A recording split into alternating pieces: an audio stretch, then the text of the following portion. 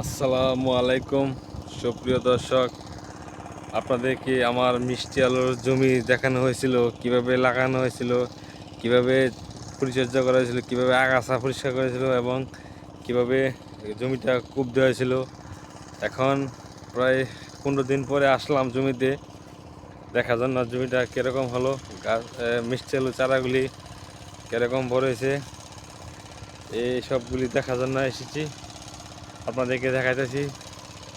দেখেন মার্শাল্লাহ যে এই জমিটা অতি দ্রুত বড়িতেছে। এই দেখেন কিভাবে লতগুলি সুন্দর দেখা যায়। এটা একটা বিশাল বড় জমি। এখানে এখানে প্রায় 90 শতক জমি আছে একটা জায়গার মধ্যে, আর একটা মধ্যে আছে আপনার 60 শতাংশ।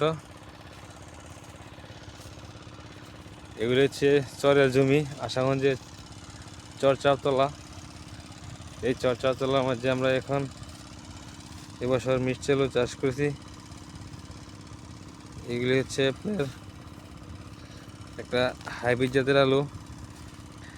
এই আলুগুলি দ্রুত সময়ের মধ্যে হয়ে যায়। এই দেখেন এদিক দিয়ে অনেক বড় হয়ে থাকে মশলা দিলে।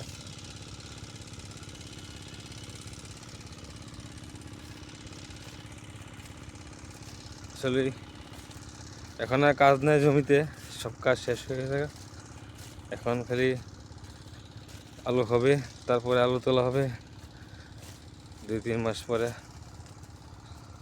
তখন আপনাদেরকে দেখানো হবে পর্যায়ক্রমে এরকম হয়। তো এই দিক দিয়ে এক লোকে ভুট্টা জমি চাষ করছে। ভুট্টা এগুলি গরুর জন্য সাইলেজ করা হবে। এই জমিতে পানি দিতেছে লোকে মেশিনটা। এই যে ভুট্টা সারিবদ্ধভাবে লাগাইছে ভুট্টা।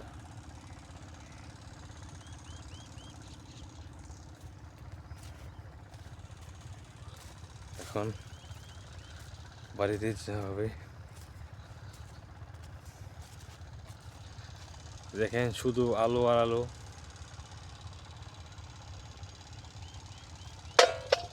শুধু আলু আর আলু।